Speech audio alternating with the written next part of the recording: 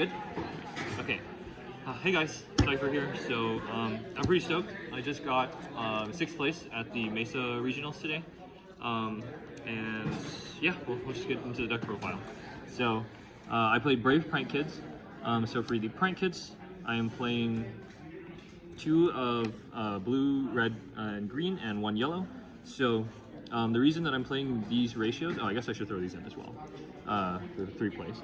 So the reason I'm playing these ratios is because my experience with the deck, having played it for a few weeks now, was that these are great 1-card starters, but it's an issue if you draw too many of them. So I feel like cutting down, cutting 1 from each of these categories actually worked out pretty well for me. I ended up seeing just 1 or 2 seldom, but usually 1 is just enough. And that made space for a lot of other things in my deck, and honestly, I think these are pretty good ratios. It's definitely out of comfort zone because most people play 3 of all of these and 2 of this, sometimes 1 of this, but I just found that you don't really need that big of a grind game because you usually find out pretty fast if you're going to win or lose. So these ratios were perfect. I honestly think this was the key to my success today, just playing the Prank Kids ratios that I did, because that allowed me to play the rest other cards in my deck. So that's it for the Prank Kids. And then the other Prank Kid spells, I played 1 Pandemonium and 1 Pranks. 1 Pandemonium is probably standard now. 2 sucks. You play 1 because you don't want to draw it. Just send it and add it back or whatever. So this was fine. And I played 1 Prank, so definitely supposed to be at 1. This card's insane. This gives you the grind game, so you don't need to play the as many Prank Kids games. You can rely on this to do the heavy lifting. So these cards were great. Not horrible to draw either, because that means you can add different cards, or you can add place. So not horrible. Definitely great at these ratios. So yeah, that's it for all of the pranks. And then of course the Brave component, I am playing 3 Water Enchantress, 1 Griffin Rider, 3 Right, 1 Fateful, and 1 Dragolac. So this is standard. I know some lists are playing Foolish Burial, but in my experience with testing with this deck, this engine can get a little cloggy sometimes, and it seems pretty consistent enough to draw at 6 copies of Right. So it's fine. That's the Brave component. Works very well with the pranks. Definitely another push with the deck too. So complements it pretty well. Yeah, that's it for the Brave engine stuff. And then another thing that hasn't caught on yet, I don't think, but may or might, is I'm playing the Phoenix Enforcer stuff. So I originally tried playing this deck without just pranks and Brave stuff, and it's okay, it's good, it's consistent, but your grind game without like an insane boss monster like Phoenix Enforcer is pretty non-existent. Like Phoenix Enforcer does a lot on its own, and if it survives, like it's pretty silly. So this is just another push with the deck. So you have 3 pushes. You have your normal summon with a prank, 1 temple, or excuse me, your rights, and then your fusion destiny. So, and of course we have Anaconda to access that. So honestly, this engine was insane and won me a lot of games today. Yeah, so I definitely think this should be played, as weird as it is.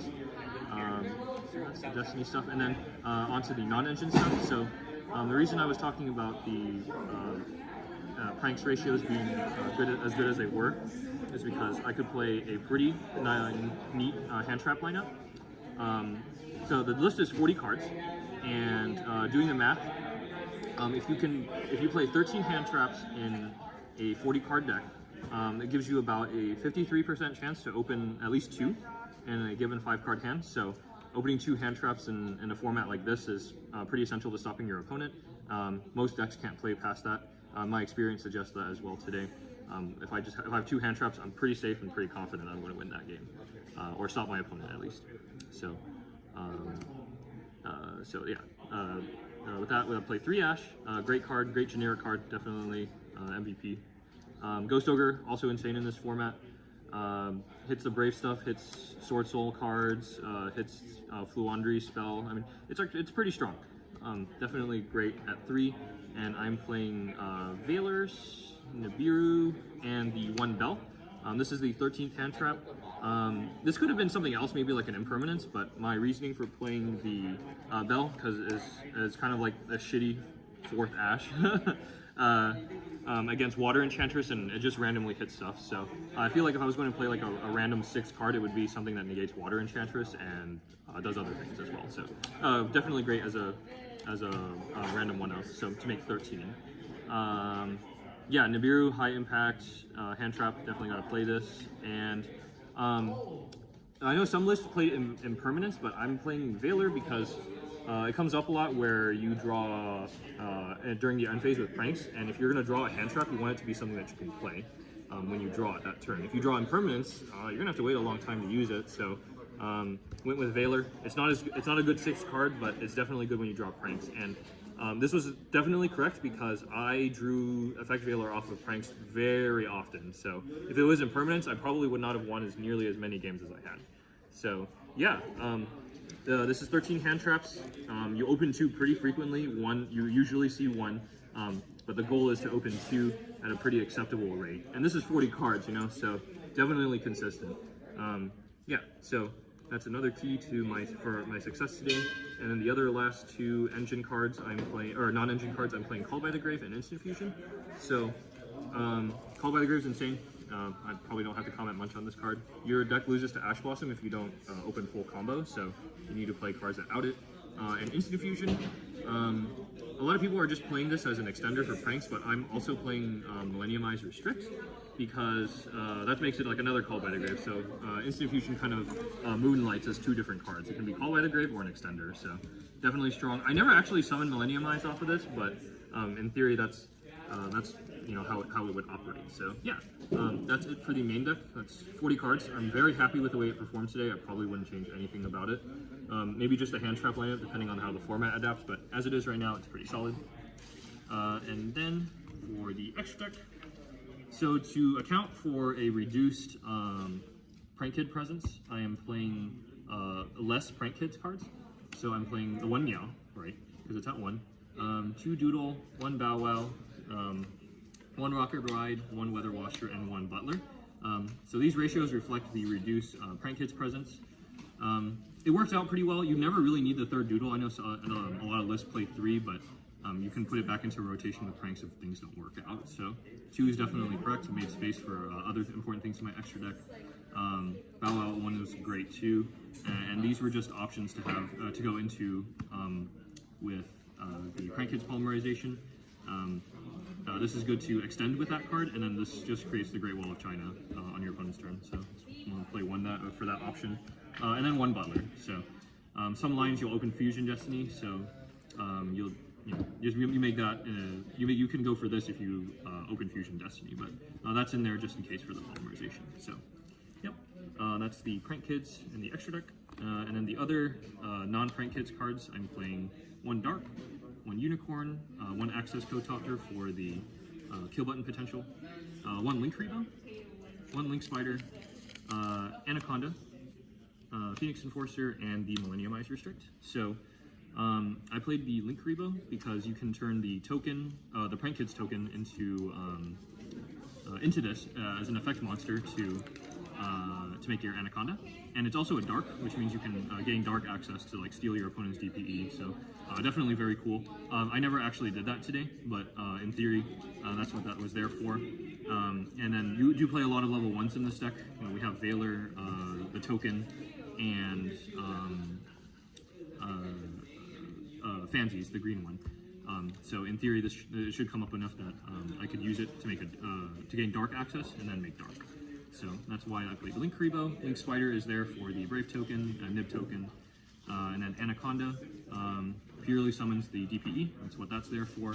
And the Millenniumize Restrict for the Instant Fusion. So I never summoned it today because I didn't draw Instant Fusion, but this in effect acts as the second Call by the Grave for the deck. So yeah, that's it for the extra deck.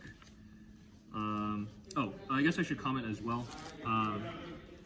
So like in most lines, a lot of people are just ending on Bow Wow and something like this so that they can, and the poly set for Butler. In lieu of that, I end up going for Anaconda more often because it gets the bricks out of my deck. gives me excellent follow-up with the Dasher and the Celestial Draw if I get with it, and DPE. DPE is insane. So yeah, that's one note that I want to make with the extra deck. So definitely went into Anaconda DPE a lot. I won a lot of games that way. So that's the extra deck, and then up next is my side deck. Shout out to Adrian for this old ass tip card. It says stop being a scrub. Definitely helped today. So for the side deck, I'm playing triple Lancia, triple Droll and Lockbird, triple Impermanence, triple Solemn Judgment, and triple Evenly Matched. So a genuine worry that I had going into this regionals was that there would be a lot of Flouanderies players. And my experience in testing with the deck is that Flouanderies kicks my ass in game one, especially if I don't go first. So I have a dedicated sideboard that goes into, or that helps me prepare for that. Lancia is great against that deck. Droll and Lockbird just effectively shut down their turn. In the few matches that I've actually played against Flouanderies, this card was an FTK. I mean, you can shifter me, I can Droll you, and then I win because my engine's better. And then Impermanence. This was also a flex spot for Flouanderies. And it could be like droplets, but I really don't like droplets in this deck because my testing suggests that with the prank kit stuff, your engine doesn't actually deal with anything unless you get to the Anaconda. So like dropletting and then sending all those cards, it's a really expensive card to play.